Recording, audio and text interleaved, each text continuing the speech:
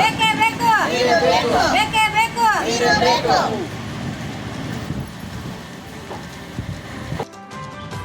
ನೋಡಿ ಹೆಂಗಸರೆಲ್ಲ ಬೇಕೇ ಬೇಕು ನಮಗೆ ನೀರು ಬೇಕು ಅಂತ ಕೂಗ್ತಾ ಇದ್ದಾರೆ. ಎಲ್ಲಪ್ಪ ಅಂತಿದ್ರೆ ಪಾವಗಡ ಪಟ್ಟಣದ ಆಶ್ರಯ ಬಡಾವಣೆಯಲ್ಲಿ ಕಳೆದ 15 ದಿನಗಳಿಂದ ಈ ಒಂದು ಆಶ್ರಯ ಬಡಾವಣೆಗೆ ನೀರೇ ಬಿಟ್ಟಿಲ್ಲಂತೆ, ಜೊತೆಗೆ ಚರಂಡಿಯನ್ನು ಸ್ವಚ್ಛತೆ ಮಾಡೋದಿಲ್ಲಂತೆ. 3 ತಿಂಗಳಾದರೂ ಬಂದು ಈ ಒಂದು ಭಾಗದಲ್ಲಿ ಸ್ವಚ್ಛತೆಯನ್ನೇ ಮಾಡೋದಿಲ್ಲಂತೆ. ಆದ್ದರಿಂದ ನಮಗೆ ಸೊಳ್ಳೆಗಳ ಕಾಟ, ನಾವು ವಾಸ ಮಾಡೋಕ್ಕಾಗಲ್ಲ, ನಮ್ಮ ಗೂಡನ್ನು ಯಾರಿಗೆ ಹೇಳಬೇಕು ಅಂತ ಈ ಒಂದು ಬಡಾವಣೆಯ ಮಹಿಳೆಯರು ಅನುವಾದ ಕೊಡುತ್ತಿದ್ದಾರೆ.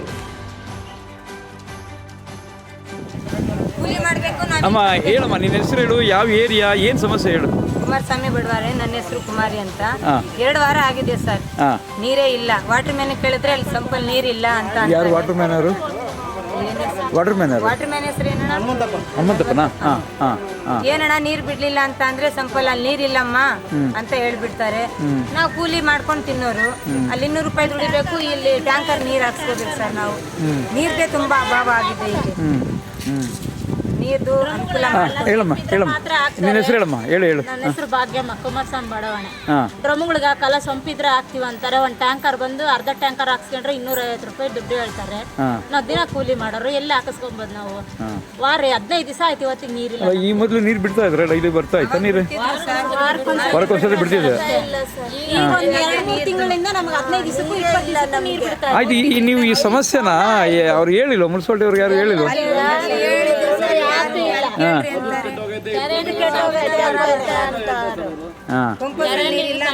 ಬರಲ್ಲ ತೆಗಿಯಕ್ಕೆ, ಒಂದು ಚರಂಡಿ ಬರಲ್ಲ, ಒಂದು ಯಾತು ಬರಲ್ಲ. ಚರಂಡಿ ಕ್ಲೀನ್ ಮಾಡಲ್ಲ.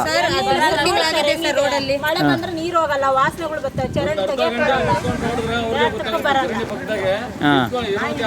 ಹಾ ಸರ್, 3 ದಿವಸ ಆದ್ರೂ ಬರಲೇ ಇಲ್ಲ. ಅಂಗನವಾಡಿ ಹಿಂದ್ಗಡೆ ಅದು ಕಸ ತೆಗ್ದು 3 ತಿಂಗಳಾಗಿದೆ. ಅಲ್ಲೇ ಇದೆ ಕಸ ಎತ್ಕೊಂಡು ಹೋಗಿ ಹೇಳಿದ್ರೆ ಇವಾಗ ಹೇಳ್ತೀವಿ, ನಾಳೆ ಹೇಳ್ತೀವಿ ಅಂದ್ರು ಸುಮ್ಮನೆ ಆಗಿದ್ದಾರೆ. ಬರ್ಲೇ ಇಲ್ಲ, 3 ತಿಂಗಳಾಗಿದೆ.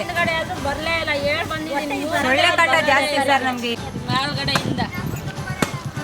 ಅದೇ ಹೇಳ್ತಾ ಇದ್ದೀನಿ.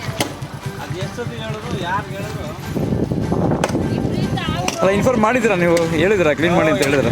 ಬರ್ತಾ ಇಲ್ಲ ಸರ್, ಬರೋದೇ ಇಲ್ಲ.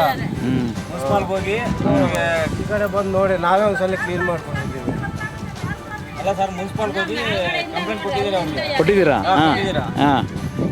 ಏನು ಮಾಡೋದು ಬರ್ತಾ ಇಲ್ಲ. ಎಷ್ಟು ಸತಿ ಹೇಳಿದ್ರು ಬರ್ತಾ ಇಲ್ಲ. ಅಲ್ಲ ಹೋಗ್ತೀನಿ, ಹೇಳಮ್ಮ, ಏನು ಸಮಸ್ಯೆ ಹೇಳಮ್ಮ. ಸಿಕ್ಕಾಪಟ್ಟೆ ತುಂಬ ಸೊಳ್ಳೆ ಇದ್ದಾವೆ. ಎಲ್ಲ ಮುಚ್ಕೊಂಡೋಗಿ ಸರ್, ಈ ಕಡೆ ಪೂರ್ತಿ ಚರಂಡಿ ಮುಚ್ಕೊಂಡ್ಬಿಟ್ಟಿದೆ. ಚರಂಡಿ ಮುಚ್ಕೊಂಡ್ಬಿಟ್ಟಿದೆ. ಬರ್ರಿ ತೋರಿಸ್ತೀನಿ, ಬರ್ರಿ ನೀವು. ಕೆಳಗಡೆ ತನಕ ನೋಡ್ಕೊಂಡು ಹೋಗಿ ಸರ್. ಚಪ್ಪಲ್ಲ ಒಚ್ಚಿ ಹೇಳಮ್ಮ ಸಮಸ್ಯೆ. ನೀರು ಕೊಡಲ್ಲ. ಯಾವಾಗ್ಲೂ ದುಡ್ಡು ಹಾಕಿಸ್ಕೊಂಬಾಕ ಇರ್ಬೇಕಲ್ಲ, ಯಾವಾಗ್ಲೂ ಹೌದು. ಕೂಲಿ ನಾಳೆ ಮಾಡೋರು.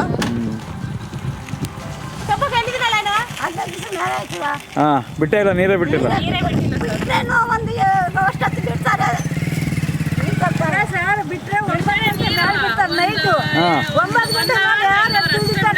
ನೈಟ್ 9 ಗಂಟೆ ಮೇಲೆ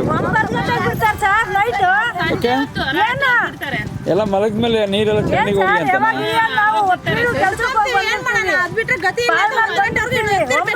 ನೀರು ಬಿಟ್ಟು ತಿರುಗಿಬಿಟ್ಟು ರಾತ್ರೆಲ್ಲ ಹೋಗ್ಲಿ ತಿರುಗಿ ನೋಡಲ್ಲ. ಯಾರು ಹಿಡಿತಾರೆ ಸರ್ ರಾತ್ರೆಲ್ಲ ನೀರು? ಅವು ಹೆಂಗ ಭದ್ರಾವತಿ ನೀರು ಒಂದ್ಸರಿ ಬಿಡ್ತಿದ್ರು ಸರ್. ಅವು ಬಿಟ್ಟರೆ ನಮಗೆ ಸಾಕು. ಅವು ಬಿಟ್ಟು ಒಂದು 1 ಅವರ್. ಮೊದಲೇ ಜನಪ್ರತಿನಿಧಿಗಳಿಲ್ಲದ ಪಾವಗಡ ಪುರಸಭೆ ಯಾರ ಹಿಡಿತದಲ್ಲಿದೆ ಎಂಬುವ ಅನುಮಾನ ಈಗ ಎಲ್ಲರಲ್ಲೂ ಕಾಡುತ್ತಿದೆ. ಈ ಒಂದು ಆಶ್ರಯ ಬಡಾವಣೆಯಲ್ಲಿ ಅತ್ಯಂತ ಬಡವರು, ಕೂಲಿ ಕಾರ್ಮಿಕರು ವಾಸಿಸುತ್ತಿದ್ದಾರೆ. ಇವರಿಗೆ ಮೂಲಭೂತ ಸೌಕರ್ಯಗಳನ್ನು ಒದಗಿಸಬೇಕಾದಂಥ ಕರ್ತವ್ಯ ಪಾವಗಡದ ಪುರಸಭೆಗಿದೆ. ಅದು 5 ದಿನಗಳಿಂದ ನೀರಿಲ್ಲ, ಈ ಒಂದು ಚರಂಡಿಯನ್ನು ಸ್ವಚ್ಛತೆ ಮಾಡೋದಿಲ್ಲ. 3 ತಿಂಗಳಾದರೂ ಇತ್ತ ಬರುವುದಿಲ್ಲ. ನಮಗೆ ಸೊಳ್ಳೆಗಳ ಕಾಟ, ನಾವು ಯಾರಿಗೆ ಹೇಳಬೇಕು ನಮ್ಮ ಗೋಳನ್ನು ಅಂತ ಈ ಒಂದು ಪುರಸಭೆಯ ವಿರುದ್ಧ ತಮ್ಮ ಆಕ್ರೋಶವನ್ನು ಹೊರಹಾಕಿದ್ದಾರೆ ಒಂದು ಆಶ್ರಯ ಬಡಾವಣೆಯ ಮಹಿಳೆಯರು. ಇನ್ನು ಸ್ವಚ್ಛತೆಯ ಮಾಡೋದೇ ಇಲ್ಲಂತೆ, ಚರಂಡಿಯನ್ನು ಕ್ಲೀನ್ ಮಾಡೋದೇ ಇಲ್ಲಂತೆ. ಈಗಾದರೆ ಹೇಗೆ ನಾವು ಜೀವನ ಮಾಡೋದು? ನಮ್ಮ ಗೋಡನ್ನು ಕೇಳೋರು ಯಾರು?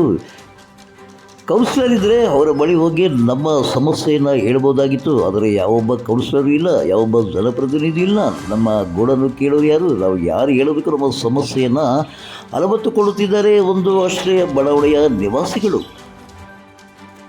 ನೋಡೋಣ ಪಾವಗಡ ಪಟ್ಟಣದ ಮುಖ್ಯಾಧಿಕಾರಿಗಳು ಸಿಬ್ಬಂದಿ ಈ ಒಂದು ಆಶ್ರಯ ಬಡಾವಣೆಯ ಸಮಸ್ಯೆಗಳನ್ನು ನಿವಾರಣೆ ಮಾಡ್ತಾರಾ ಇಲ್ಲದ ಅನ್ನೋದನ್ನು ನಾವು ನೀವೆಲ್ಲ ಕಾದು ನೋಡೋಣ.